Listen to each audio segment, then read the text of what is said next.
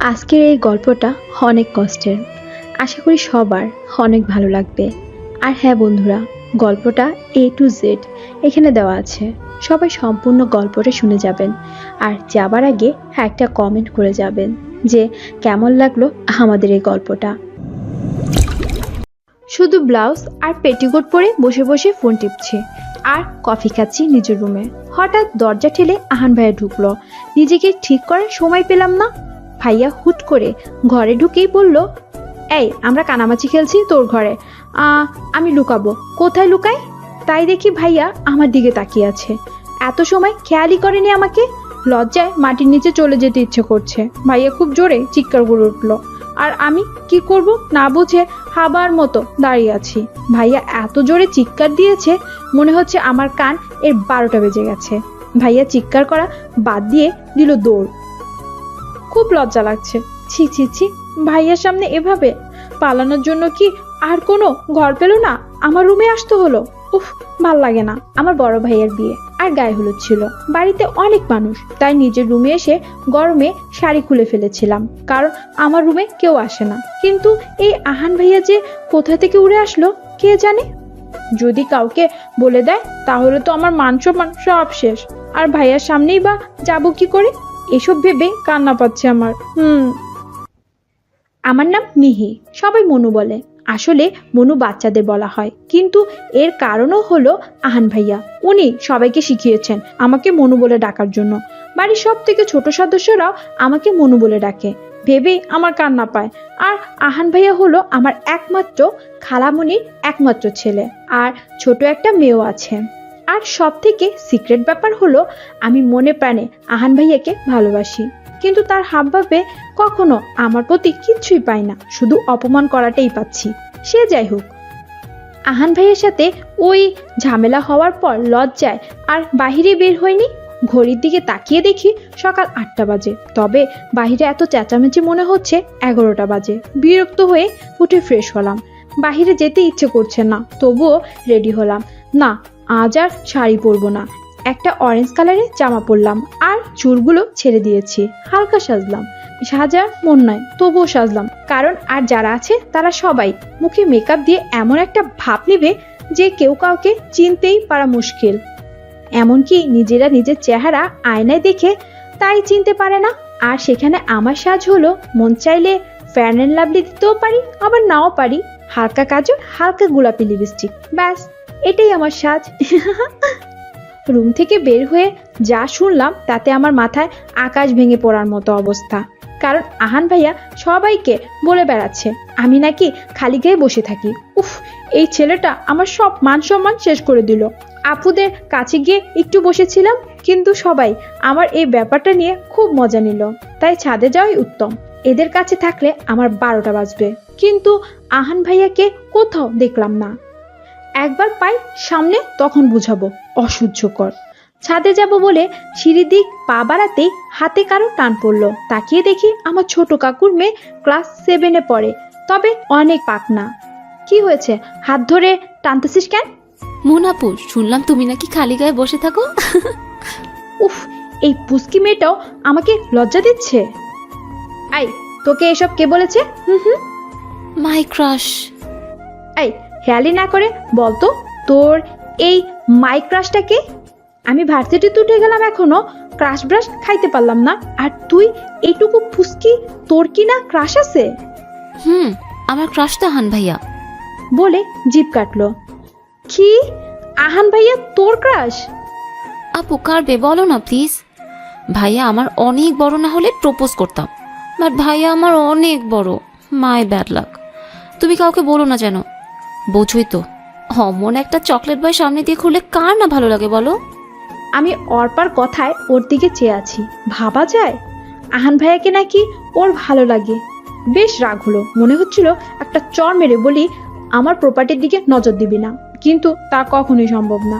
অর্পার কথা শুনে আর কিচ্ছু ভালো লাগছে না, কিছু খাওয়া উচিত।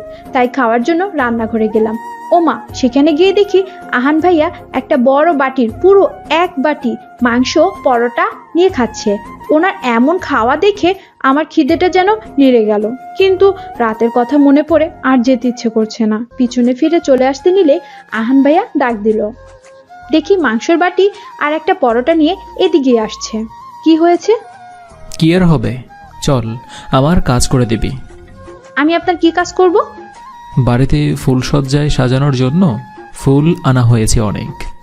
তো তো কি, আমি বসে থাকবো আর তুই ফুলগুলো সব ঠিক করবি। চল আগে। পারবো না। কি বললি, পারবি না? খালা আম্মুকে কিন্তু বলে দেব কালকের কথা। কি আর বলবেন, সবাইকে তো বলেই দিয়েছেন। আরে ও তো বাচ্চাদের বলছি, বড়দের তো বলেনি। আমার কথা না শুনলে বিয়ে বাড়ির সবাই জানবে। কি আর করা, মুখ গোল করে চলে গেলাম ভাইয়ার পিছু পিছু। খুব খিদে লাগছে, আর ভাইয়া আমাকে খাটিয়েছে সারাদিন, ভাল লাগে না। রাগ করে না খেয়ে রুমে চলে আসলাম। ফোনটা টেবিল থেকে নিতেই দেখলাম একটা ভাঁজ করা কাগজ। কৌতূহল মেটাতে খুলে দেখলাম সেখানে লেখা আছে, প্রেয়সী, তুমি কি জানো তোমার ওই মায়া মায়া মুখটি দেখার জন্য কত বাহানা করি? তোমার অভিমানী রাগি রাগি মুখটা দেখতে আমার কত ভালো লাগে। তোমার সাথে এমন লুকোচুরি করতেও ভীষণ একটা ভালো লাগা কাজ করে। মনে হয় প্রতিনিয়ত তোমার ওই দু চোখের অতলে আমি তলিয়ে যাই। আমার মেহু পাখি, সবাই তোমাকে মনু বলে ডাকে, আর আমি তোমাকে আমার মেহু পাখি বলে ডাকবো। হ্যাঁ? চিঠিটা পড়ে মাথা ঘুরাচ্ছে। এমন করে চিঠি লিখলো কে? বাড়িতে বড় বলতে তো শুধু আমার ভাইয়া আর আহান ভাইয়া আছে, আর সব তো পিচ্ছি। এত আবেগ দিয়ে কে লিখলো? তার মানে আহান ভাইয়া? না না, ওনাকে দেখে তো মনে হয় না উনি আমাকে ভালোবাসে। এসব ভাবনার ভিতরেই কেউ চিঠিটা হাত থেকে টান দিয়ে নিয়ে নিল। তাকিয়ে দেখি আহান ভাইয়া। আমাকে কাগজটা ফিরিয়ে দিন। আরে দাঁড়া না, এত জ্বালাস কেন? প্রেয়সী, তুমি কি জানো তোমার ওই মায়া মাখা মুখটি দেখার জন্য কত বাহানা করি?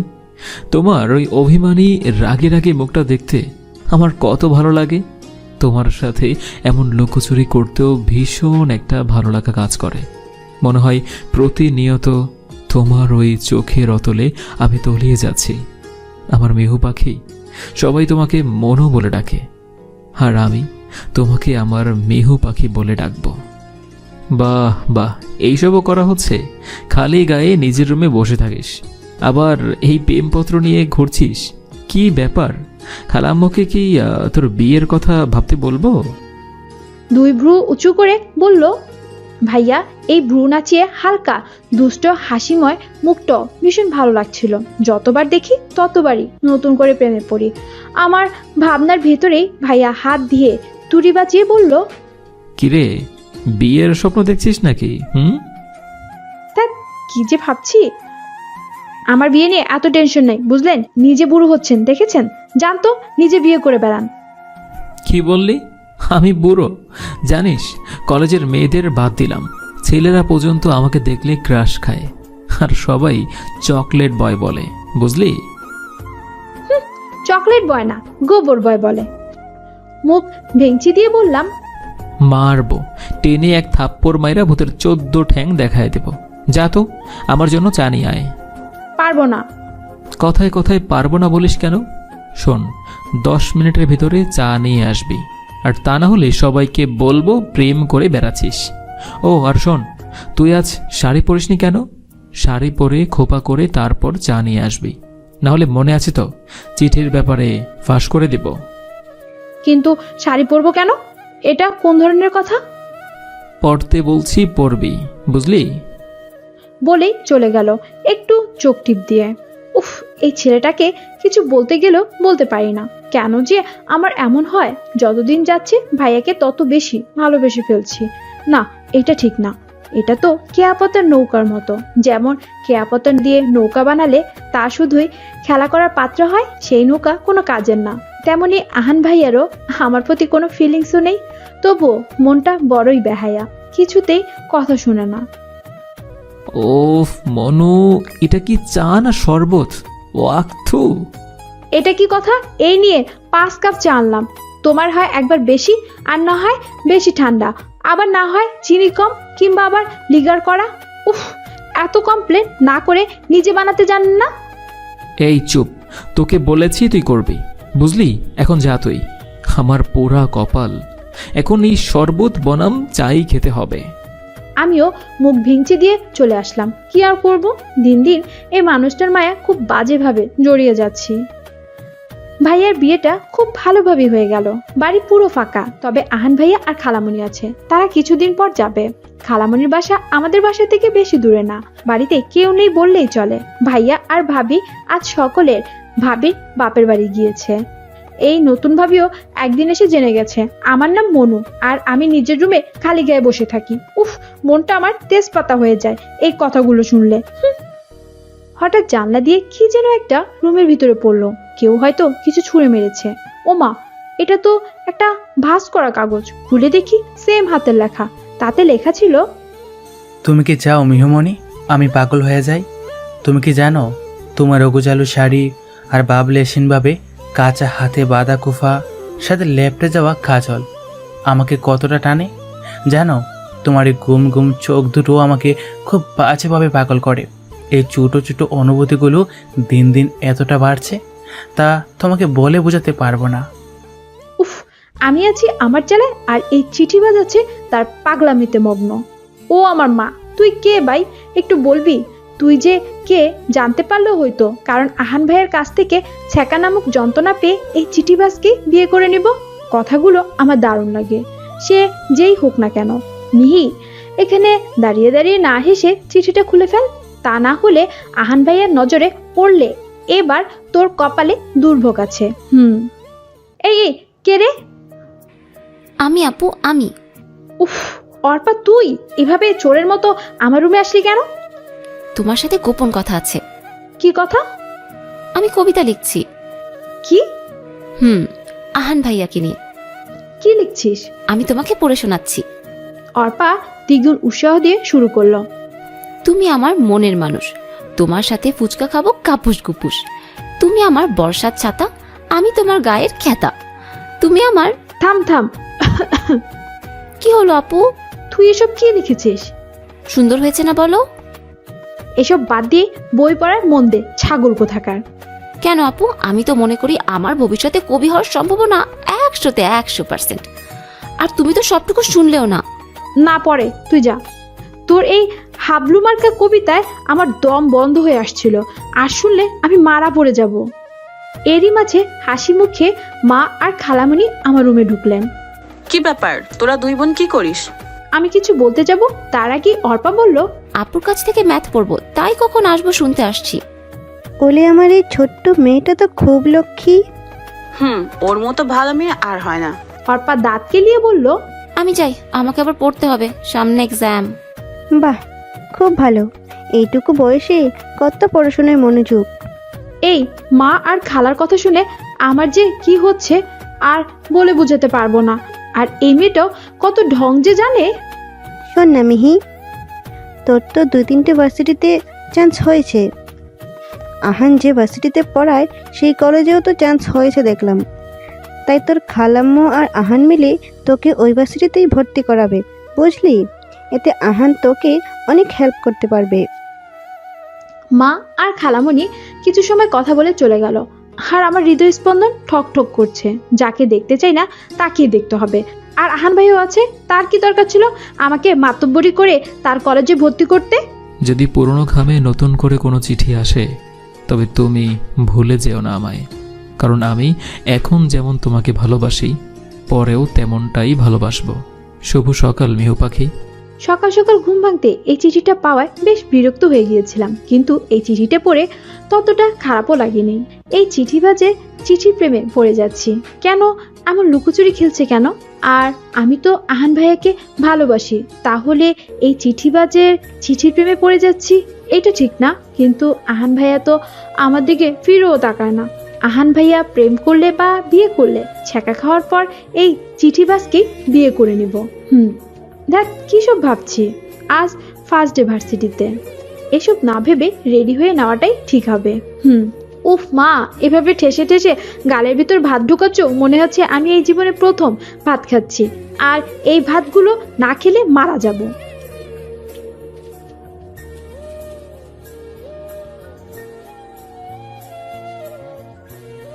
ও দাদি, তুমি আমার বিয়ে নিয়ে পড়লে? সবে মাত্র ভার্সিটিতে উঠলাম, একটু লাইফটা নিজের মতো এনজয় করব, তারপর না। ভুল কি বলেছে? তোমার বিয়ে দেওয়া লাগবে না তো কি? বড় হয়ে গেছিস, বিয়ে তো দিতেই হবে। তোর বাবাকে বলবো বিয়ের জন্য পাত্র খুঁজতে। মা কি সব বলো, আমি বিয়ে করব না ব্যাস বলে রাগ করে চলে আসলাম। আমাকে নাকি বিয়ে দিবে। ও আমার মিহি, রাগ করে না মা, আর কিছুটা খেয়ে যা। মা ডাকতে থাকুক, আমি কথাই বলবো না। রুমে গিয়ে নিজের ব্যাগ নিয়ে বের হতেই অর্পার সাথে দেখা। এই ফাজিলের হাড্ডি মার্কা মেয়ের সাথে এখন কথা বলে ঠিক হবে না। পাশ কেটে চলে যেতে ও বলল, আরে আপু, এটা কি অবস্থা তোমার? কেন, কি অবস্থা? এটা কি পরেছো? জিন্স প্যান্ট, লাল খয়েরি কালারের লং জামা, ওড়না গলায় পেঁচানো, খোলা চুল আর কাজল। তো কি হয়েছে তাতে? আরে প্রথম দিন ভার্সিটি যাচ্ছ, একটু সাজ বা গর্জিয়াস জামা পরবা। এতে ছেলেরা তোমাকে দেখবে, তোমার প্রতি ইমপ্রেস হবে, আর তুমি সবার নজরে পড়বা, বুঝলা? ওই, আমি ভার্সিটিতে পড়তে যাচ্ছি, কোনো বিয়ে বাড়ি যাচ্ছি না। আর তুই এই ইমপ্রেসের ব্যাপারে কি বুঝিস রে? সর, আমার সময় নেই তোর ফালতু কথা শোনার। ও আপু, আর একটা কথা শোনো না। বল। তোমার ভার্সিটিতে তো আহান ভাইয়াও পড়ে, তাই না? তো এত তো করো কেন? যতই হোক মাই ক্রাশ আহান ভাইয়া। তুমি একটু আমার হেল্প করতে পারবে? আহান ভাইয়াকে একটু পটিয়ে দিতে পারবে? এই বদমে বলে কি, আমি নিজের জন্যই পড়াতে পারলাম না, ওনার জন্য নাকি আহান ভাইয়াকে পটিয়ে দিব? যত দেশের বাজে কথা এর কাছে আছে। মনটা চায় ফ্যানের সাথে উল্টো করে ঝুলিয়ে মারি। কি হলো আপু, চুপ করে আছো কেন? আই, তোর স্কুল নেই? যা স্কুলে যা, সর সামনে থেকে। তা না হলে আমি কিন্তু ছোট মাকে ডাক দিলাম। ছোট মা কিন্তু রান্নাঘরে আছে। তুমি না আপু আনরোম্যান্টিক। তুই যাবি? যাচ্ছি। বলে মুখ ভেঙচি দিয়ে চলে গেল। মন চাচ্ছে এর ঠ্যাং ভেঙে হাতে ধরিয়ে দিই। কিরে মো, তুই তখন থেকে হা করে দাঁড়িয়ে আছিস কেন? এবার হা বন্ধ না হলে কিন্তু একটা লাথি মারবো। তুই এসব কি শোনালি ভাই? এত ভালোবাসা দিয়ে আমাকে কেউ 2 লাইন লিখলে আমি তো পটে যেতাম রে। আর তুই আহান ফাহানের পিছনে পড়ে আছিস যে তোকে পাত্তাই দেয় না। কি বললি তুই? শোন, আহান ভাইয়া সম্পর্কে একটাও বাজে কথা বলবি না, কেমন? আমি মানবো না তা। তুই আমার বেস্ট ফ্রেন্ড নাকি অন্য কিছু? কেন, আমি কি করলাম? আহান ভাইয়াকে নিয়ে পড়ে আছিস মানে কি?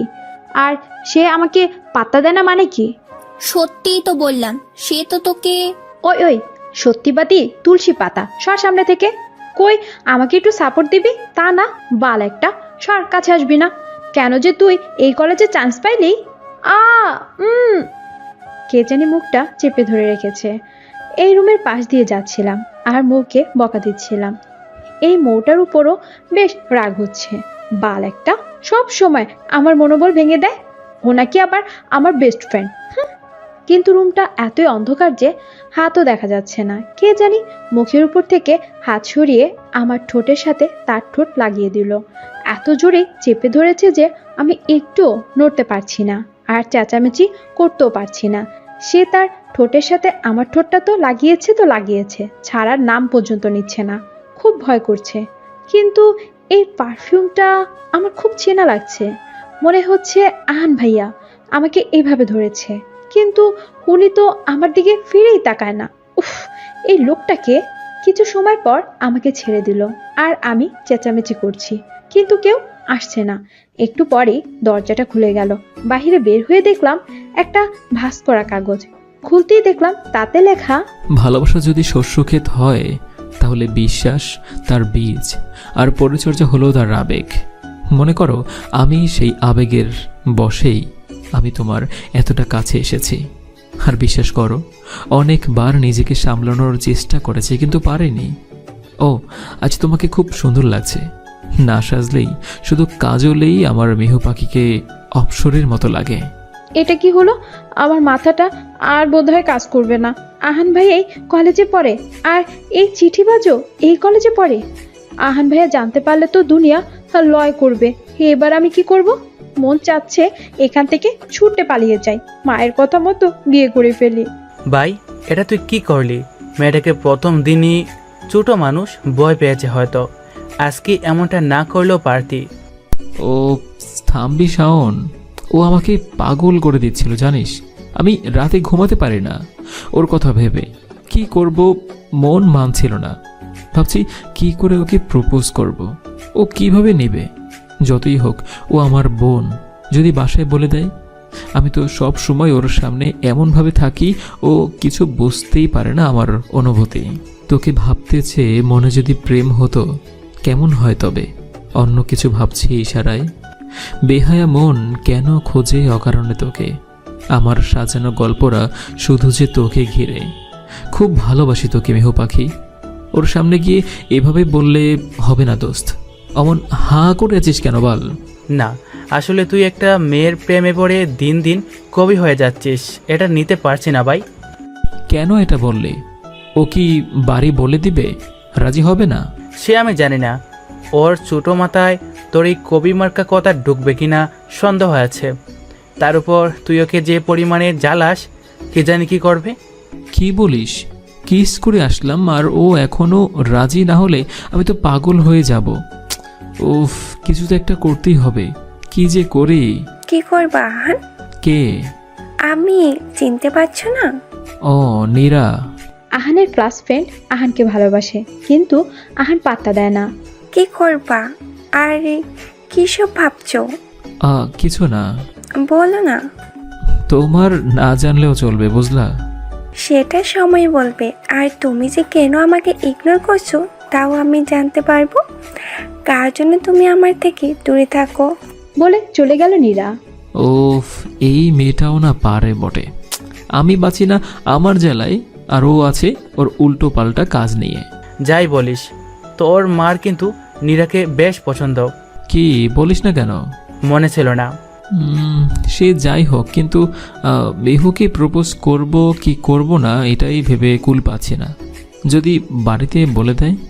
এসব কি মিহি, তোর চিটিবাজ এখানেও? ইউ মিন কি? তখন থেকে আই মিন করে যাচ্ছিস। বলবি বাল একটা। আসলে এটা তোর আহান ভাইয়া না তো? কি যে বলিস, উনি হলে তো আমি নাচতে নাচতে গিয়ে ওনার কোলে উঠতাম। কি তুই ভাইয়ার কোলে উঠবি? ভাইয়া হলে তো উঠতাম, কিন্তু উনি তো আমার দিকে ফিরেও তাকায় না। যাই বলিস, আমার কেমন কেমন লাগছে। এটা আহান ভাইয়াই, বুঝছিস? আমাকে মিথ্যা সান্ত্বনা দিস না, কষ্টে আমার বুকটা ফেটে যায়। যাই হোক, কিন্তু তুই 2 বার টিস্যু দিয়ে ঠোঁট মুছছিস কেন? কি হয়েছে দেখি? কই কিচ্ছু হয়নি। না দেখা। মিহির ঠোঁটের উপর থেকে হাত সরিয়ে দেখে কামড়ের দাগ। এটা কি মিহি, তোর ঠোঁটে কামড়ের দাগ কেন? কই না তো। ও কিছু না, অনেক দেরি হয়ে গেছে, চল বাড়ি যাই। মাঠের মাঝখানে বসে থাকার কোনো মানেই হয় না, মা টেনশন করবে বলে উঠে দাঁড়ালাম।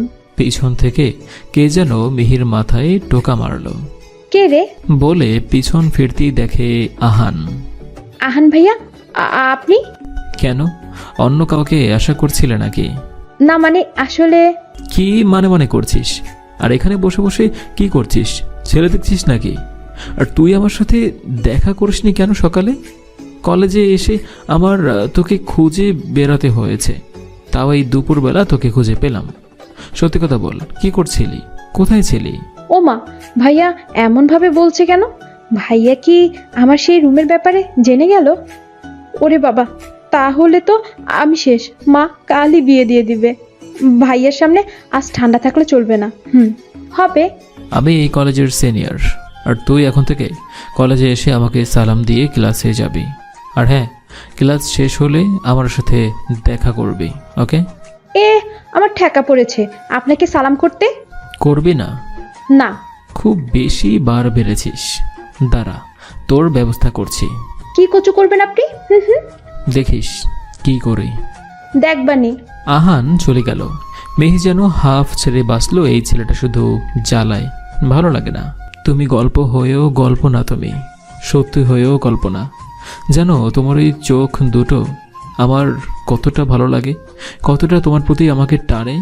আমি সেই দিনের অপেক্ষায় আছি যেদিন তোমার কোলে মাথা রেখে শান্তির নিঃশ্বাস নিতে পারবো, যেখানে থাকবে না কোনো বাধা।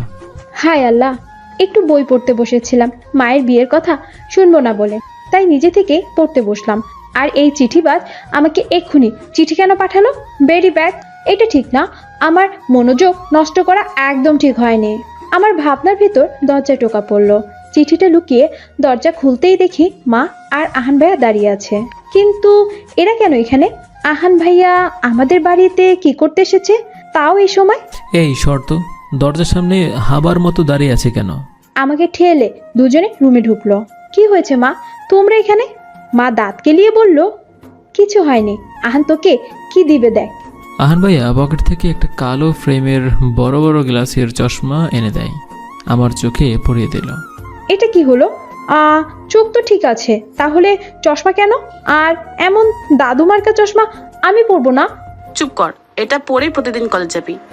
আর এই চশমা পরলে তোকে বুড়ি বুড়ি লাগবে, ছেলেরা তাকাবে না। কাদো কাদো ফেসে মায়ের দিকে তাকিয়ে দেখি মা এখনো দাঁত কেলিয়ে দাঁড়িয়ে আছে। মা, এটা কি হলো? ঠিক হয়েছে, আমি তোর বিয়ের ব্যাপারে বলেছিলাম আহানকে যে তোর বিয়ে দিব, কিন্তু তুই পড়তে চাস, তাই আহান বলল তোর এত তাড়াতাড়ি বিয়ে দেওয়ার দরকার নাই। তোকে তোর দাদির মতো একটা চশমা পরিয়ে কলেজে পাঠালে ছেলেরা তাকাবে না, আর আমিও চিন্তামুক্ত। আমার আইডিয়াটা কেমন খালামণি? আমার সোনা ছেলে, খুব ভালো। আমার আর মিহিকে নিয়ে চিন্তা করতে হবে না। কিন্তু আমি এই চশমা পরবো না, ব্যাস। শোন, এই চশমা না পরে কলেজে গেলে তোকে আমি বিয়ে দিয়ে দিব, ব্যাস, বুঝলি? আমার অনেক কাজ আছে, যাই বলে মা চলে গেল। তাকিয়ে দেখি আহান ভাইয়া আমার দিকে তাকিয়ে হাসছে। দেখে মন চাচ্ছে ওনার খোঁচা খোঁচা দাড়িগুলো সান্না দিয়ে তুলে দিই, ফাজিল একটা। হঠাৎ আহান ভাইয়া আমার হাত ধরে এত জোরে টান দিল যে আমি তার বুকে গিয়ে ধাক্কা খেলাম। অবাক হয়ে তাকিয়ে দেখি উনি আমার দিকে এক নজরে তাকিয়ে আছেন। আহান ভাইয়া এমন ভাবে তাকাচ্ছেন, আমি তার চোখের দিক ভালো করে তাকিয়ে দেখি উনি কেমন যেন নেশা ধরা চোখে তাকিয়ে আছেন। দু হাত দিয়ে নিজের চোখ দুটো কষলে নিলাম। আসলে এটা কি আমার স্বপ্ন নাকি সত্যি? হুট করে উনি তার হাত দিয়ে আমার কোমরটা জড়িয়ে ধরলেন। আমি আরো ওনার কাছে চলে এলাম আর এক হাত দিয়ে আমার কপালে পড়ে থাকা চুলগুলো সরিয়ে দিচ্ছেন। এবার ওনার দিকে তাকাতে খুবই আমার লজ্জা লাগছে। কি যে করি? ভাইয়ার হঠাৎ কি হলো বুঝতেও পারছি না। আমার মুখ দিয়ে কথা বের হচ্ছে না। এত চেষ্টা করছি কিন্তু কিছুই বলতে পারছি না। কিরে, অমন করে তাকিয়ে আছিস কেন? ভাইয়ার কথায় কেমন যেন কেঁপে উঠলাম, তবুও কিছু বলতে পারছি না। হাত পা ঠান্ডা হয়ে যাচ্ছে। ভাইয়া মুচকি হেসে বললেন, পূর্ণিমার সন্ধ্যায় আমার মায়াবীকে পেতে মনটা আরো উদাস হচ্ছে। রূপসাগরের পারে উদাসী মনটাকে তার ভালোবাসায় মরে দিতে ব্যাকুল হৃদয়। এই কথাটার আগাগোড়া কিছুই বুঝতে পারলাম না। আহান ভাইয়ার মুখে কথাটা শুনতে বেশ ভালো লাগলো। ভাইয়া মুচকি হেসে আমার ঘাড়ে ওনার মুখটা আচমকা ডুবিয়ে দিল। আমার সারা শরীর কেমন যেন বিদ্যুতের মতো শর্ট করে উঠল। আর ভাইয়া ক্রমাগত তার ঠোঁট আর নাক আমার ঘাড়ে ঘষতে লাগলেন। এদিকে আমার মনে হচ্ছে আমার সব ইন্দ্রিয় কাজ করা বন্ধ করে দিবে। হঠাৎ মনে হলো দরজা তো খোলা, কেউ যদি দেখে ফেলে। কথাটা ভাবতে ভাইয়াকে খুব জোরে বলে উঠলাম, কি করছেন ভাইয়া? আপনার মাথা কি ঠিক আছে? বলে ঝাঁকি দিলাম। তখন উনি মুখ উঁচু করে এদিক ওদিক দেখে মুখটা ঝাঁকি দিয়ে আমার দিকে একটু তাকালেন। তারপর আমার হাতটা ধরে তার কাছে এনে বললেন, এই মিহু, তোর শরীর থেকে এমন বাজে গন্ধ বেরোচ্ছে কেন? গোসল করিস না বুঝি? যা গোসল করে আয়। বলে হন হন করে চলে গেল। 1 মিনিটও দাঁড়ালেন না। এটা কি হলো? আর একটু আগে কি হলো? সব তালগোল পাকিয়ে যাচ্ছে। তার মানে আমি কি স্বপ্ন দেখছিলাম? কিন্তু সে যাই হোক, এত ভেবে কাজ নেই। সত্যি কি শরীর থেকে বাজে গন্ধ আসছে? আমি তো বাসায় এসে ফ্রেশ হলাম। থাক, ভাইয়া যখন বলেছে তখন হই। রাত হয়েছে তো কি হয়েছে? এই রাতে ফ্রেশ হয়ে চুলগুলো আশ্রে আকাশি রঙের একটা জামা আর সাদা রঙের একটা প্লাজো আর ওড়না পরে ভাইয়ার সামনে গিয়ে ঘোরাঘুরি করছি আধা ঘন্টা যাবত। কিন্তু ভাইয়া একবারও আমার দিকে ফিরেও তাকালো না। আরও খেয়ে দিয়ে চলে গেলেন, একবারও বললেনও না। তাহলে কি ওটা মিথ্যা ছিল? কি জানি, হতে পারে। কনফিউজড। দেখ, ভাল লাগে না। এদিকে ওরে বাবা, যাক এবারের মতো বেঁচে গিয়েছি। ছি ছি, কি করছিলাম? মন চাচ্ছে নিজের গালে নিজেই 2টা থাপ্পড় মারি। নিজেকে কন্ট্রোল করতেও পারি না। মিহু যদি বাড়িতে বলে দেয় বা কিছু বুঝতে পারে, কে যে করে। কিছুদিন ওর সামনে যাব না, আজ কি যে হচ্ছে, ওর কাছে গেলেই সব উল্টো পাল্টা হয়ে যাচ্ছে। শুধু মন চাচ্ছে ওকে কাছে পেতে। কি যে করি। কথাগুলো মনে মনে আওড়াতে আওড়াতে আহান ঘরের দিকে তাকালো। ও শিট, 3টা বাজে, এখনো ঘুম তো দূরের কথা, ঘুমের ঘও আসছে না। কেমন কেমন যেন লাগছে। মাকে বলতে ইচ্ছে হচ্ছে, মা আমার বউ বউ পাচ্ছে, তা শুধুমাত্র মেহুকেই লাগবে, আর কাউকে না। আজ 15 দিন হয়ে গেল। মেহি এখনো কনফিউজ হয়ে আছে। এর ভিতর একদিনও আহানের সাথে কথা হয়নি, আর বলতে চাইলেও আহান বলেনি। বেশ রাগ হচ্ছে। তবে এই 15 দিনে 15টা চিঠিও পেয়েছে। সব কথাই তার বেশ ভালো লেগেছে। ও সে যাই হোক, সেদিন রাতের কথা কিছুতেই ভুলতে পারছে না। ধ্যাত, আর এই মৌ গেল কই? আমি আর কত সময় একা একা বসে থাকবো?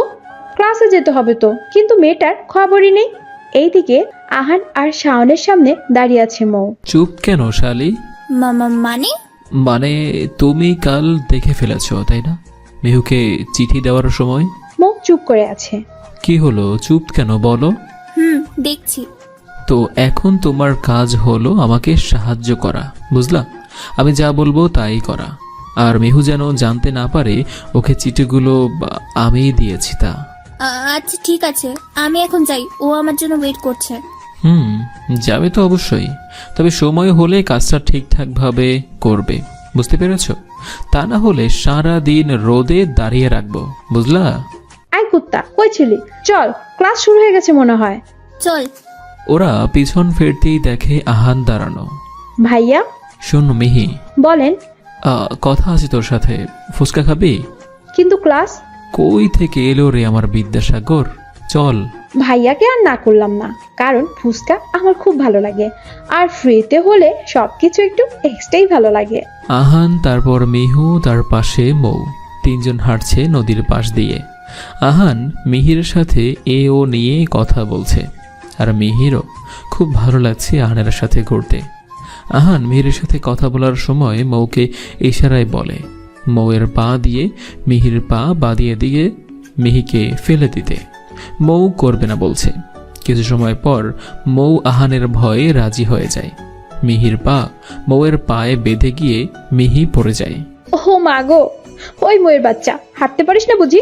উফ, ওঠা, ব্যথা লাগছে। তুমি দেখে হাঁটতে পারো না। আয় মিহু, তোকে আমি উঠাচ্ছি। তুই মনে হয় হাঁটতে পারবি না, থাক আমি তোকে কোলে নিয়ে যাচ্ছি বলেই মিহিকে কোলে তুলে নেয়। মৌ তো অবাক, আর সাথে রাগও হচ্ছে। মন চাচ্ছে আহানের মাথা ফাটিয়ে দিতে। তুমি কেমন করে তাকাও, মনে হয় যেন হারিয়ে যাই তোমার ওই 2 চোখের অতলে। ইচ্ছে করছে তোমার ওই মায়াবী নয়নে হারিয়ে যাই, মিলে মিশে একাকার হই তোমার স্পর্শে। আরে তুই এতটা সিরিয়াসলি নিচ্ছিস কেন? আমার মনে হয় চিঠিটা আহান ভাইয়াই লিখেছে। জানি না, তবে আমার দিন দিন হাল খারাপ হয়ে যাচ্ছে। কেন? বলদের মতো কথা বলিস না। ওই চিঠিবাজ এর চিঠিগুলো পড়তে বেশ ভালো লাগে আমার। এই কয়েকদিনে অভ্যাস হয়ে গেছে, কিন্তু আহান ভাইয়া উনি এই কয়েকদিন এমন ভাবে ভাব করছে মনে হচ্ছে ভাইয়া আমাকে ভালোবাসে। আমি জানি না, তবে আমার মাথায় কিচ্ছু ঢুকছে না। তারপর মৌ মনে মনে বলল, মিহিকে বলা যাবে না, আমি সব জানি তা। মিহিকে আমি সব বলে দিলে আহান ভাইয়া আমাকে পুরো আস্ত গিলে খাবে। ধ্যাত, ভালো লাগে না।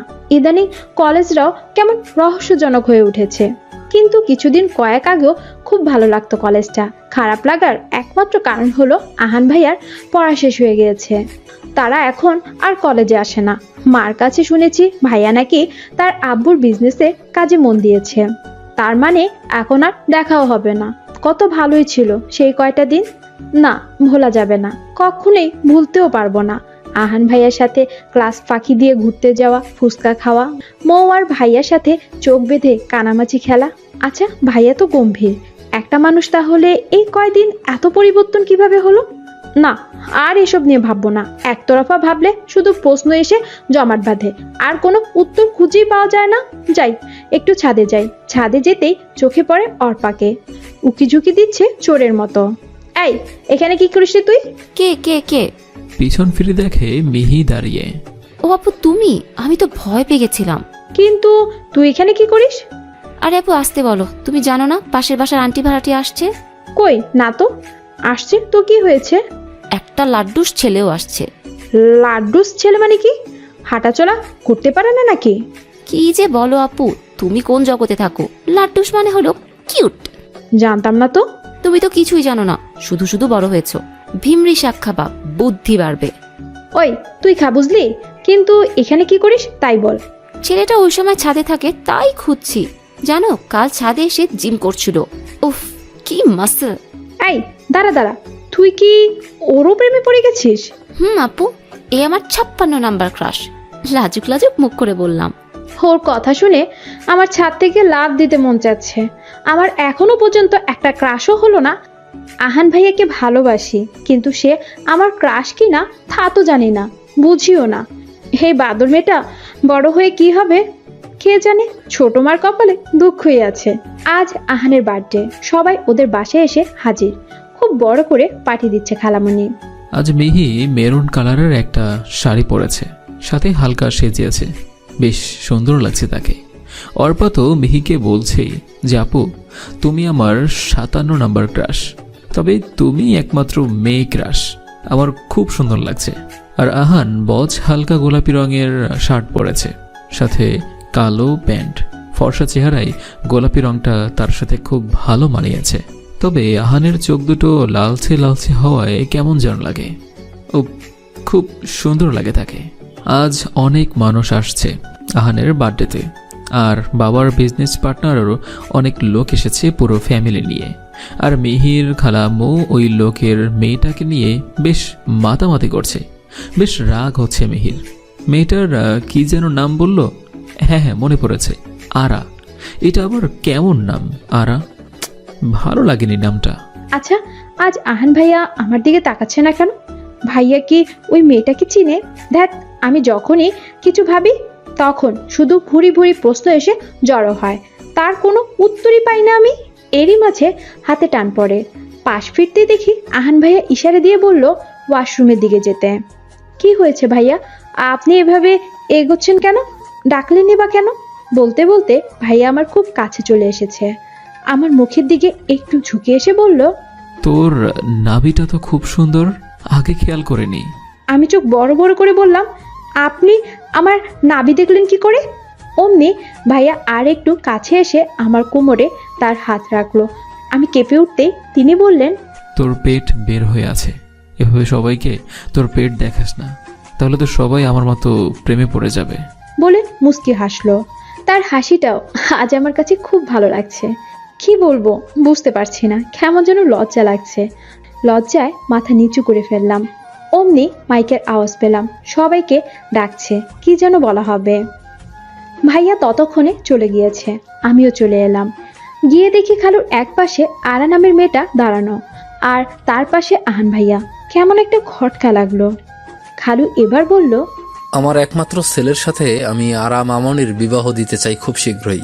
আরা আমার বিজনেস পার্টনার আর আমার প্রিয় বন্ধুর মেয়ে। কথাটা শুনে সবাই খুব খুশি হলো, হাততালির আওয়াজ হলো। কিন্তু আমি এক নজরে আহান ভাইয়ার দিকে তাকিয়ে আছি, আর ভাইয়াও আমার দিকে তাকিয়ে আছে। কি হলো এটা? আমি মিহুকে পাবো না? বাবা তো একবার আমাকে বলতেই পারতো, কিছু বললো না। না, এটা হতে পারে না। আমার মেহু আমাকে ভালোবাসে। আর এদিকে আহানের আব্বু বিয়ের দিন তারিখও বলে দিয়েছে, মাত্র 15 দিন পরেই তার আর আরার বিয়ে। এটা আহানের কাছে স্বপ্ন মনে হচ্ছে। কি করবে সে? বাবার বিরুদ্ধে যাওয়াও তার পক্ষে সম্ভব না। এদিকে মিহুর দিকে তাকাতেই খুব কষ্ট লাগছে। মিহুর চোখ দুটো ছলছল করছে, মনে হচ্ছে এখনই পানি পড়বে হয়তো। এই কয় মাস মিহুর অনেকটা কাছে চলে গিয়েছে আহান। না, মিহুকে এইভাবে ভোলা সম্ভব না। হয়তো আহান ভাই আমাকে কখনোই ভালোই বাসেনি। আচ্ছা, আমি ওনাকে দোষ দিচ্ছি কেন? উনি তো কখনো বলেনি আমাকে ভালোবাসে। তাহলে বিয়ে করতেই পারে। আমারই ভুল, নিজের মনে আমি একটু বেশি ভেবে নিয়েছিলাম। আসলে যা হওয়ার নয় তা কি কখনো হয়? কিন্তু আমি কি পারবো নিজেকে সামলাতে? না, আর দাঁড়াতে পারছি না, মাথাটা কেমন যেন ঘুরপাক খাচ্ছে। ছাদের চারপাশটা রাতে বরাবরই মিহির ভয় লাগে, তবে আজ কিছুতেই তার ভয় লাগছে না। আর ছাদ থেকে লাফ দিতেও কষ্ট হচ্ছে না। মন চাচ্ছে সব কিছু ছেড়ে বহু দূর চলে যাই। পার্টিতে খাওয়ার সময় আরা আহান ভাইয়ার কাছে বসেছিল। ব্যাস, আর খাওয়া হলো না মিহির। এইটুকুতেই এত কষ্ট লাগছে। আর তো সময় পরেই আছে। আহান ভাইয়ার বিয়ে হবে, ফুলসজ্জা হবে, বাবু হবে। না, আর ভাবতে পারছি না। মেয়েটা একটু কথা বলেছে, তাই আমার সব শেষ হয়ে যাচ্ছে। আর সেখানে ফুলসজ্জা, বাচ্চা, না, আমি মেনে নিতে পারবো না। এগুলো ভেবেই খুব কান্না পাচ্ছে। ও আল্লাহ, উপর থেকে দড়ি পাঠাও, আমি উপরে চলে যেতে চাই। আরে আপু, অমন মুখ করে চোখ বুজে কি ভাবছো? তুই এত রাতে এখানে কি করিস?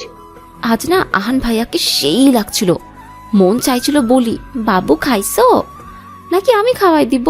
হুম, আমি বাঁচি না আমার জ্বালায়, আর এই মেয়েটা আছে তার উল্টা পাল্টা চিন্তা ভাবনা নিয়ে। এই, কি সব ফালতু কথা বলছিস? মাথা ঠিক আছে? আছে, তবে ভাইয়ার বিয়ে ঠিক হয়ে গেল, এটা মেনে নিতে কষ্ট লাগছে।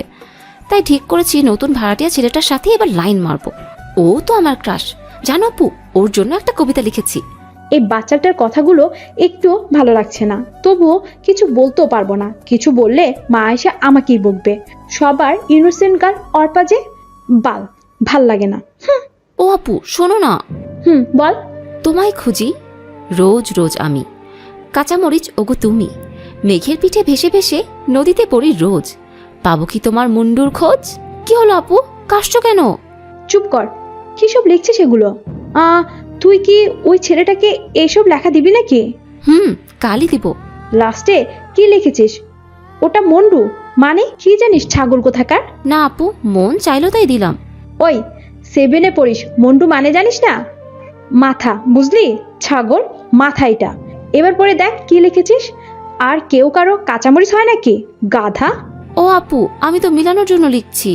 আই, যা পারিস কর, আমি যাই ঘুমাবো। বলেই চলে আসলাম, কারণ এই প্রেম পাগলের সাথে বকবক করতে একটু মন চাচ্ছে না। ভেবো না তুমি হয়েছ বহিষ্কৃত, আমার গল্পে তুমি চিরকাল স্বীকৃত। তোমার চোখে আমি দেখেছি মেঘের ঘন ঘটা। কষ্ট পেও না, তোমাকেই আমি চাই, আর তোমাকে আমি আমার করেই ছাড়ব। ঘুমিয়ে পড়ো মেহু পাখি। অর্পার সাথে কথা বলে রুমে এসে দেখি বেডের উপর এই কাগজটা ভাঁজ করা। আজব, এই চিঠিবাজ কি করে জানলো আমার মন খারাপ? এটা কোনোভাবে আহান ভাইয়া না তো? কিন্তু ওনার তো বিয়ে, এটার কি হবে? এমনিতেই ঘুম আসছে না, আর এই চিঠিটা পাওয়ার পর ঘুম তো হারিয়ে গেল, ভালো লাগে না। এদিকে কি জানি মেহু কি ঘুমিয়ে পড়েছে নাকি জেগে আছে? হয়তো জেগে আছে। এরই মাঝে আহানের ফোনটা ভীষণ জোরে বেজে ওঠে। তাকিয়ে দেখে অচেনা নম্বর। হ্যালো। হাই, কি করো ঘুমোনি? হবু বউয়ের কথা ভাবছো বুঝি? চিনলাম না, কে আপনি?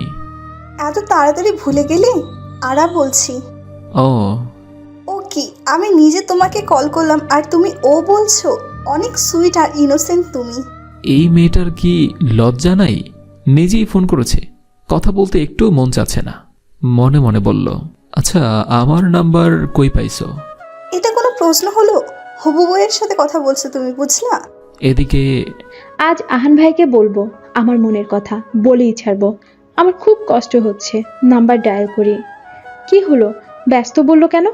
এত রাতে ভাইয়া কার সাথে কথা বলছে? ওই আরার সাথে না তো? এবার মনে হচ্ছে আমার কলিজাটাই ছিঁড়ে যাবে। ওপস, এই মেয়েটা এত বকবক করতে পারে, কি আর বলবো। কে ফোন দিয়েছিল এর মাঝে আবার?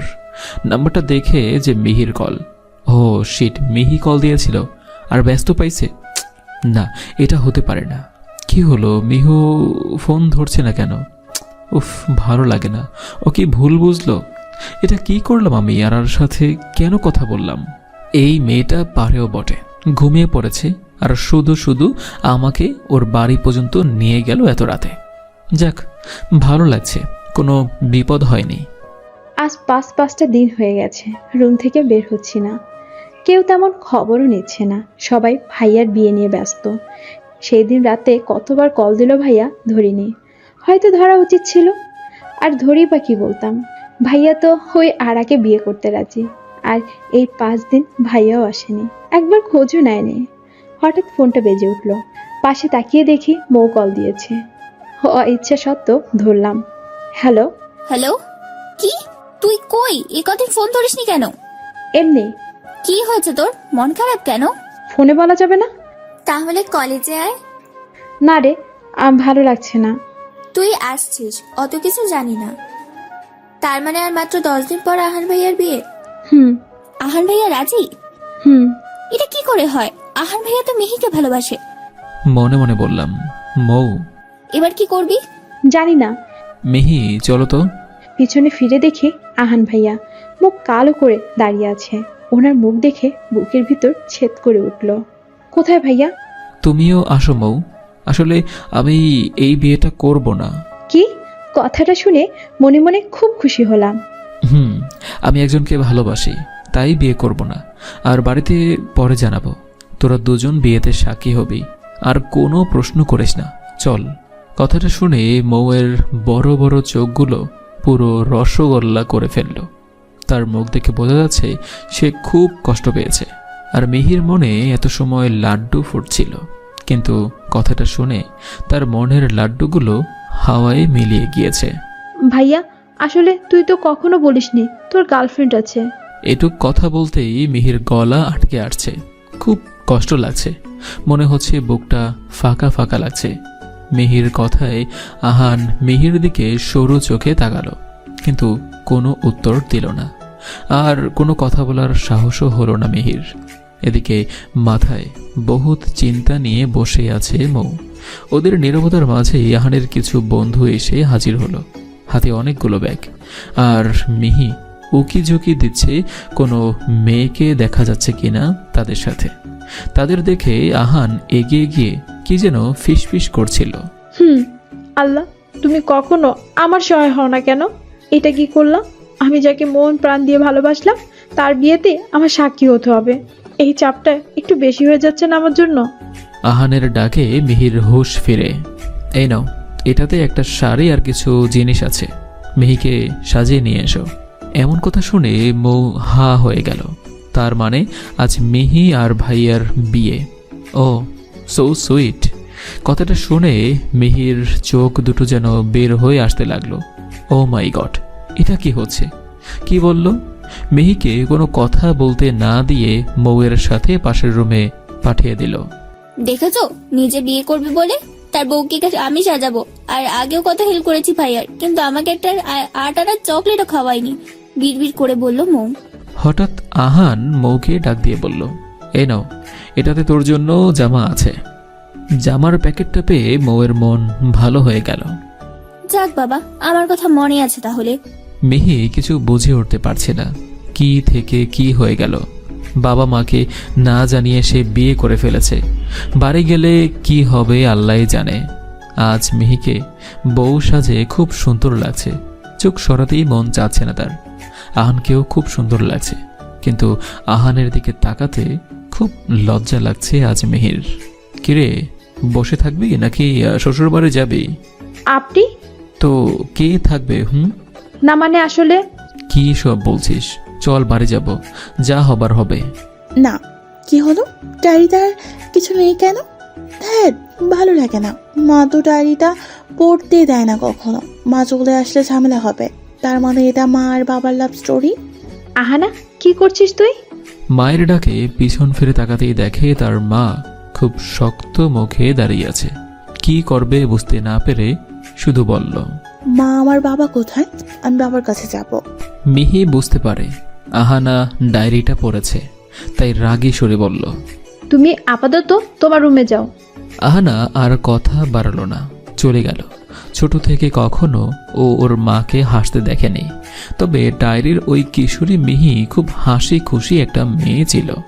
কিন্তু এখন তার মা এমন কেন হয়ে গিয়েছে, আর তার বাবাও বা কোথায়?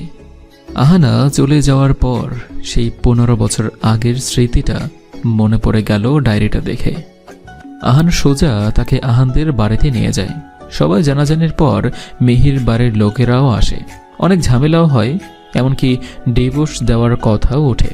কিন্তু আহান কখনোই রাজি হয়নি। এক পর্যায়ে তাদের সবাই মেনে নেয়। খুব ভালো চলছিল টুনাটুনির সংসার। 2 বছর ধরে আহান আর মিহির খুব ভালো সংসার চলতে থাকে। মিহি কখনো কল্পনাও করতে পারেনি আহান তাকে এতটা ভালোবাসে। মাঝে মাঝে আবার নাক ফুলিয়ে বসে থাকতো, এটা ভেবে যে আহান তাকে কেন বলেনি, আগে বললে বিয়ের আগে প্রেম করতে পারত। মাঝে মাঝে অর্পাও আসতো তাদের বাসায়, তবে অর্পার উল্টো পাল্টা গল্প শুনে বেশ মজা নিত আহান আর মিহি। কিন্তু মাঝে মাঝে আহানের ভীষণ মাথা ব্যথা করত, কখনো কখনো সেন্সলেসও হয়ে যেত। তবে এত সুখের কারণে কখনো ও এই বিষয়ে গুরুত্ব দেয়নি তারা কেউ। এর মাঝে মিহি মা হওয়ার সুখবর পায়। আহান তো খুশিতে আত্মহারা হয়ে যায়। দেখতে দেখতে মিহির ডেলিভারির সময়ও চলে আসে। আহান বেবি হওয়ার আগেই বেবির জন্য ছোট ছোট কাপড় খেলনা কিনে আনে আর বলে, জানো মিহি, আমার খুব মন চাই ছোট ছোট হাত দিয়ে কেউ আমাকে জড়িয়ে ধরবে, কখনো আদর দিবে, আবার আদো আদো কথায় আব্বু বলে ডাকবে। খুব মন চাচ্ছি বেবিটাকে দেখতে, ওকে ছুঁয়ে দিতে। আফসোস, মেহির ডেলিভারির দিন সকালে মেহিকে হসপিটালে নিয়ে যাওয়ার পর আহানের হঠাৎ করে মাথা ব্যথা শুরু হয়, আর তা থামতেই চাচ্ছিল না। এদিকে মিহিকে ওটিতেও নিয়ে যাওয়ার সময় হয়ে যাচ্ছে। মিহিকে নেওয়ার সময় ওর খুব কান্না পাচ্ছিল। ও যদি আর বেঁচে না ফিরে, যদি আহানকে আর দেখতে না পারে। কত শুনেছে যে বাচ্চা হওয়ার সময় মারা নাকি মারা যায়। একটাবার ভালোবাসার মানুষের সাথে দেখাও করতে পারল না। তবে হ্যাঁ, ভাগ্য মিহি আর তার বাচ্চাকে ফিরিয়েছিল সুস্থভাবে, তবে কেড়ে নিয়েছিল আহানকে। মিহিকে ওটিতে নেওয়ার পর আহান সেন্সলেস হয়ে যায়। ওখানে ভর্তি করার পর জানতে পারে আহান মারা গিয়েছে। ওর ব্রেনে খুব বড় একটা টিউমার ধরা পড়ে। এতদিনের মাথা ব্যথা আর সেন্সলেস হয়ে যাওয়াটা সবাই দুর্বলতা ভেবে খেয়াল করেনি। সেই পুরনো কথা ভেবে মেহিরাজ সব শেষ করে দিতে ইচ্ছে করছে। একটা মেয়ে জানে তার সন্তান যেদিন জন্ম নিয়েছে সেদিন স্বামীকে হারানো কতটা কষ্টের। সেদিনই মেহিরার বাঁচার শখ ছিল না, শুধু আহানের দিক তাকিয়ে বেঁচে আছে। উপরওয়ালা তাকে অনেক কষ্ট দিয়েছে। এসব ভাবতে ভাবতে মিহি আর একটা ডায়েরি বের করলো। সেটা ছিল আহানের।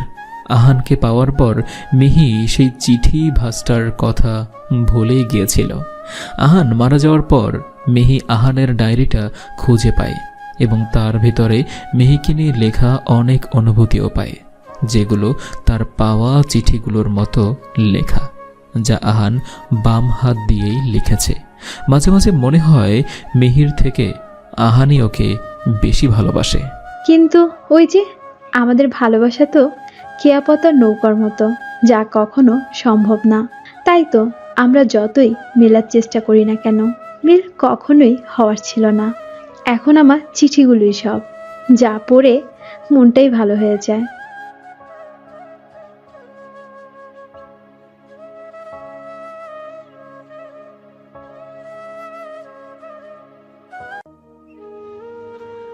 আমার আবেগের দাম শূন্য করে আমাকে ছেড়ে চলে যাওয়ার সেই রাতটাকে আমি এখনো ভুলতে পারিনি। না ঘুমিয়ে রাতের পর রাত কাটিয়েছি, খাবার টেবিলে বসে না খেয়ে উঠে গেছি, কান্না করতে করতে চোখের জলে বালিশ ভিজিয়েছি। খুব বোকা ছিলাম আমি। আমাকে ছেড়ে না গেলে হয়তো সেটা আজও বুঝতে পারতাম না। আমার ছোট ছোট স্বপ্নগুলো এক নিমিষেই শেষ করে দিয়েছিলে তুমি। ভালোই করেছিলে। তখন সব শেষ না হলে হয়তো আজ নতুন করে স্বপ্ন দেখার সুযোগই পেতাম না। তুমি চলে যাওয়াতে বুঝেছিলাম আমার পৃথিবী থমকে গেছে, আমি নিঃস্ব হয়ে গেছি, আর কোনো দিন ঘুরে দাঁড়াতে পারবো না। এসব পুরনো কথা মনে পড়লে বড্ড হাসি পায়। হয়তো আমি এই অবস্থানে পৌঁছানোর জন্যই তোমার সাথে আমার বিচ্ছেদ হয়েছিল। নিঃশ্বাস বেরিয়ে যাওয়ার মতো দেহটা ছটফট করছিল, হাল ছাড়িনি। আমিও মনটাকে কষ্ট করে দমন করে রেখেছিলাম। কাকতারুয়ার মতো বসে থাকলে এখনো তোমার ভালোবাসার বদলে অবহেলাটাই পেতাম। আমার কেরিয়ার ভালো নেই, তার দোহাই দিয়েছিলে বলেই আজ আমি উন্নতির শিখরে পৌঁছাতে পেরেছি। আমার দুঃসময় চলে না গিয়ে যদি পাশে থাকতে, আমার সফলতার একমাত্র কারণ শুধু তুমি। সেই শব্দটা বড় বড় অক্ষর দিয়ে লিখে একটা সাইনবোর্ড টাঙিয়ে রাখতাম। সেই স্বপ্নটাও আজ আবসা হয়ে গেল। কি হবে এই সফলতা দিয়ে? সামান্য টাকার জন্য যদি ভালোবাসা নামক শব্দটাই অপবিত্র হয়ে যায়? 1 টাকা মানুষকে 1000 টাকা এনে দিতে পারে, কিন্তু শান্তি, বিশ্বাস আর ভালোবাসা, সুখ কোনোদিন দিতে পারেনি, আর কোনোদিন দিতে পারবেও না। তোমাকে আমি কোনোদিন ক্ষমা করতে পারবো না। আমার হৃদয় ভাঙা যন্ত্রণা কতটা তীব্র ছিল যেদিন তুমি বুঝতে পারবে, সেদিন তোমাকে আমি কোনোদিন ক্ষমা করতে পারবো না। আমার হৃদয় ভাঙার যন্ত্রণা কতটা তীব্র ছিল যেদিন নিজে বুঝতে পারবে। দ্বিধাগ্রস্ত আমি, স্বার্থপর নই, শীতল হতে পারি, তবুও নিজেকে হারাল করিনি। আঘাতে আঘাতে দাঁড়াতে শিখেছি। আমার এমনও দিন গেছে যে আমি নিঃশ্বাস না নিতে পারার মতো কেঁদেছি। আবার এমনও দিন গেছে আস্তে আস্তে নিঃশ্বাসটি আটকে গেছে। আমি সমবয়সীর সাথে প্রেম করেছি। এই তো গতকালই ডিপ্রেশনে মাথা বার হয়ে গিয়েছিল, মাথা তুলে দাঁড়াতেই পারিনি। অথচ আজকেই আমার হাসি দেখে কিছু লোক আমাকে পাগল উপাধি দিল। আমি ডিপ্রেশনে ভুগছি তার একমাত্র কারণ সমবয়সীর সাথে প্রেম করেছি। সবাই বলে সমবয়সী প্রেম নাকি টিকে না, তাকে নাকি আমার জীবনে পাবো না। তাই তো আমি এখন দেওয়ালে মাথা টেকছি। বোকা আমি নাকি মানুষ? চারপাশের মানুষের লুকোচুরি বুঝতে পারছি না। তারা হয়তো জানে না সমবয়সী প্রেমে যে ফিলিংস আসে অন্য প্রেমে তা থাকে না। কারণ সমবয়সী প্রেমিক প্রেমিকারা তাদের ভবিষ্যৎ নিয়ে দুজনই একসাথে চিন্তা করে। সমবয়সী প্রেমগুলোতে হারানো ভয়টা বেশি থাকে, তাই দুজনে সমানভাবে ভালোবাসে, একসাথেই তারা পথ অতিক্রম করে যায়। সমবয়সী প্রেমগুলো হলো ভালোবাসার অকৃত্রিম বন্ধন, যা সমবয়সী প্রেমিক প্রেমিকা ছাড়া কেউ বুঝতে পারে না। আমি সমবয়সী প্রেমিকদের পরিবারের চাপে প্রেম বিচ্ছেদ হতে দেখেছি, নিঝুম নির্জন একসাথে কাঁদতে দেখেছি। দেখিনি শুধু শত ভুল বোঝাবুঝিতে প্রেমিক প্রেমিকা একসাথে থাকা। জানি না সমবয়সী প্রেমিক প্রেমিকাদের জন্য বিধির বিধানে কী আছে লেখা। সমবয়সী প্রেমিক তার প্রেমিকার কাছে ফ্রি সময় চায় না, বলে বরং তুমি বিজি থাকলেই আমাকে নক দিও। তার প্রেমিকের কাছে কতটা স্পেশাল তার বিজি থাকার সময়ে নক করাতে বুঝতে চায়। তারা একে অপরকে প্রচণ্ডভাবে ভালোবাসতে চায়, কারণ সত্যিকারের ভালোবাসা ব্যস্ততার অজুহাতে বদলে যায় না। প্রতিনিয়ত প্রেমিকরা প্রতারিত হচ্ছে নিয়তির কাছে, কিন্তু ভালোবাসার ক্ষেত্রে প্রতারিত হচ্ছে অসমবয়সী প্রেমিকরা। ক্লাস ফাঁকি দিয়ে সমবয়সী প্রেমিক প্রেমিকাদের প্রেম জমাতে দেখেছি, দেখিনি শুধু অসময় বয়সী প্রেমিকদের একসাথে ট্রাম্পে যাওয়া। খুব বেশি ভালোবাসতে হবে না আমায়, শুধু সারা জীবন আমার সাথে থাকার জন্য হাতটা শক্ত করে ধরে রেখো। এই আবদারটা সমবয়সী প্রেমিক প্রেমিকাদের মধ্যে বেশি থাকে, কারণ সমবয়সী প্রেমে যে বিচ্ছেদের ভয়টা বেশি কাজ করে। প্রেমিক প্রেমিকারা নিজের ইচ্ছায় কখনো প্রেম বিচ্ছেদ করে না, যারা করে তাদের মধ্যে কিছু ভুল বোঝাবুঝি, আর বাকি প্রেমিকের বিচ্ছেদ টাকা পয়সা, নিজের কেরিয়ার আর পরিবারের মানুষের কারণেই হতে দেখেছি।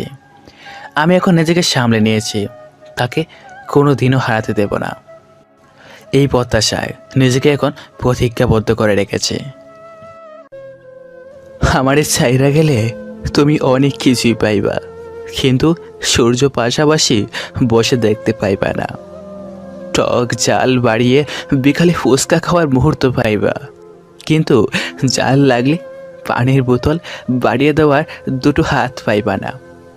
ফাল্গুনের শাড়ি, চড়ি, কাজল, আলতা সবই পাইবা, কিন্তু খোপায় শিউলি ফুল গুজে দেওয়ার একটা প্রেমিক পাইবা না। সমতা রেখে পাশাপাশি হাঁটার মতো কইরা একটা মানুষ পাইবা না। রাত জায়গা কথোপকথন করার হতো অনেক বন্ধু পাইবা, কিন্তু এত রাত জায়গা তাইকো না বলার দায়িত্ববান একটা আপন মানুষ খুঁজে পাইবা না। তোমার দুঃখে সিম্পিতি দেখানো অনেকজন পাইবা, কিন্তু কিন্তু বাজে সময় পাশে তাইকা দুঃখ ভাগাভাগি করার বন্ধু পাইবা না। আমি তোমাকে ভালোবাসি বলা শত শত মানুষ পাইবা, তোমাকে আমার লাগবেই লাগবে জোর গলায় বলার মতো একটা প্রেমিক পাইবা না। ইনিয়ে বিনিয়ে কাছে এসে সব কিছু লুটিয়ে নেওয়ার অনেক বন্ধ প্রেমিক পাইবা। তোমার কপালে আলতো করে চুমু এঁকে দেওয়ার আশিক শতকের একটা প্রেমিক পাইবা না। আমারে চাইরে গেলে তুমি তামাম দুনিয়ার মানুষ হয়তোবা পাইবা, আমারই পাইবা না। বলো, তবে কি চাইরা যাইবা আমারে?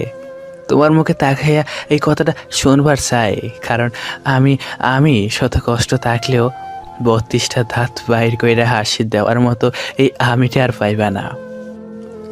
আমার শেষ নিঃশ্বাসে তুমি থাকবা কি আমার লোকে, নাকি অন্য কারো মায়া চালে আটকানোর কথা তোমার মন মাঙ্গে? একদিন হঠাৎ কইরা তোমার চমকে দিমু, হয়তো সফলতার কারণে, না হলে আগরবাতির গ্রানে।